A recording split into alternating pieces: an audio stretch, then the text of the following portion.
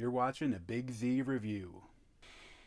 Eddington is the fourth film from Ari Aster, and I like this more than the last one, but it continues the trend that he maybe is no longer the golden boy of A24, and he could use a little bit more editing, because his movies do not need to be over 2 hours long. He needs someone to come in and put a stop to his shenanigans. I used to think that you were some big deal, but I am a much better human being than you. Who are you talking to? There's nobody here. Keep your own office going, but you're gonna run mine. So you vote Joe Cross, take back our community, Hell yeah. save our soul. So it's funny, the trailers for this film are mostly featuring the action and the modern day Western aspect of this movie, and that is part of it. But the massive majority of this film is COVID-19 shenanigans, and this takes place in May 2020. So this is in the midst of COVID, when a lot of people are dying, and you have the crazy people refusing to wear masks. And your main character, Joaquin Phoenix, as Joe Cross, is a sheriff of the small town in Eddington, New Mexico. And he is an anti-masker. And his family, his wife is Emma Stone, and his mother-in-law is Deirdre O'Connell. They all have different conspiracy theories. And, it's fine.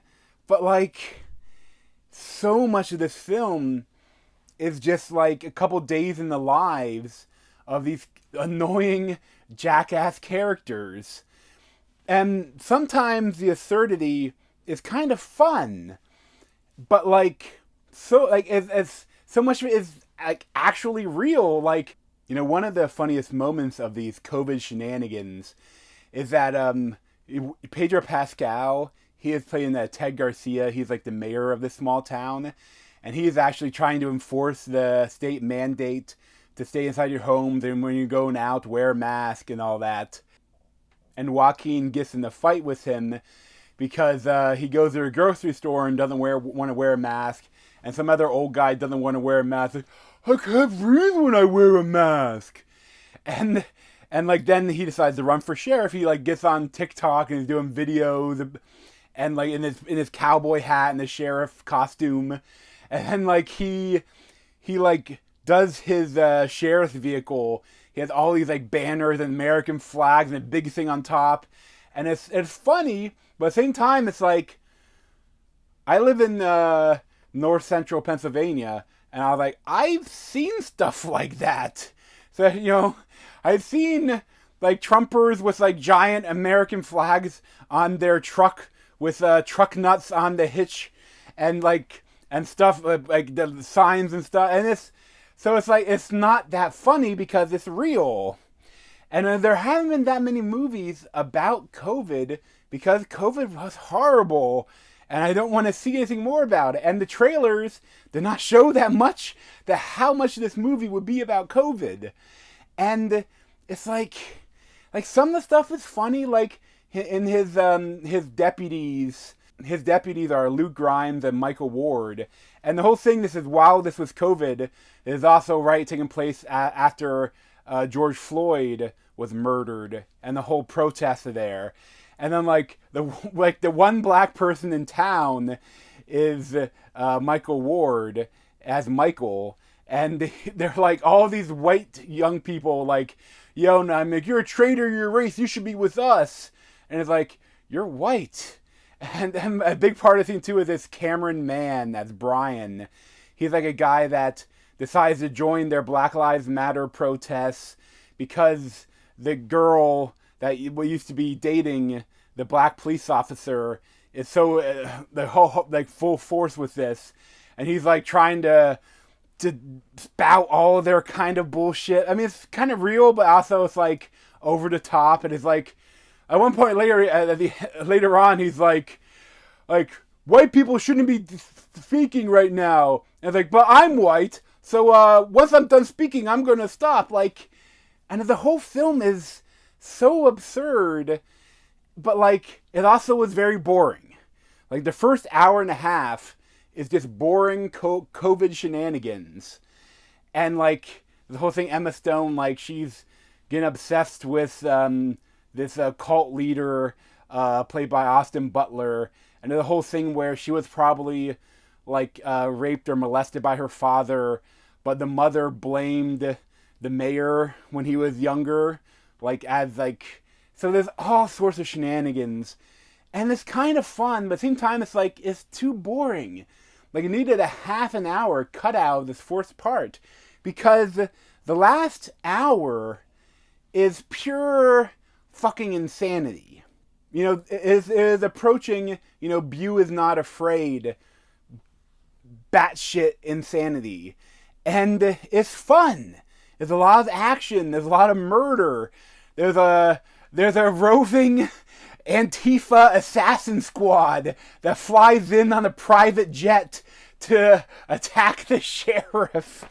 And the whole thing, like, there's finally a murder towards like the last 2/3 of the movie. Like, nothing has happened in the first hour and a half, and there's some murders, and like this, I love like, they're right next to a Native American reservation, and William Below is playing the Arthur Jimenez Butterfly, and like, he's like you're like, for Joaquin Phoenix's character, he's like, he comes to a crime scene and like, the one deputy has one glove on and then one no glove, and he's like touching everything, and it's like, what are you doing? You just shit over this entire crime scene.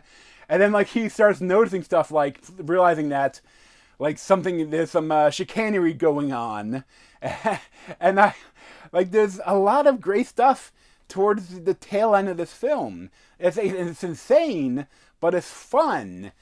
But like, the first hour and a half is just, no one wants to watch that. Like, I was just like, well, oh my god, how long is this COVID shenanigans shit gonna keep going? Like, the one funny part of it, like, everything else could not have been during COVID, and it wouldn't have changed anything. You know, the only thing they needed was the George Floyd protest. That's the more important part. Like, I guess the only thing it needed is that gives Joaquin Phoenix a reason to run for mayor instead of just being sheriff. But like there's this, I don't know why he spent so much time like bullshitting about COVID and all the different conspiracy theories.